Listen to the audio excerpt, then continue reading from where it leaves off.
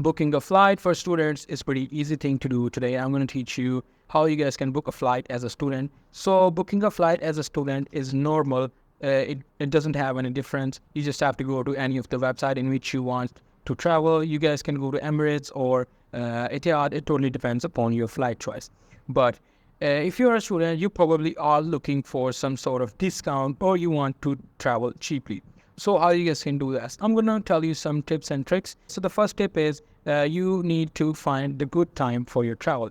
Make sure you don't travel at the long weekend. Suppose you are getting some vacations or some extra vacations with your weekend, you will get the flight in more than normal price. So to go cheap, you just need to try to find the flights in which there are less people traveling. They try to get more travelers in their plane. So for that purpose, they have to reduce the prices of the tickets. So you just need to make sure you're booking while there are less people traveling. And the second thing that you can try to do is you can try to book a flight, and what do you have to do? You just have to book a flight and you need to wait and you need to check on the prices every day. So suppose after a few days, the price or the ticket gets cheaper, you just need to cancel your booking and you need to make a new booking with the new prices. So that's pretty much it. That's how you guys can travel cheap as a student.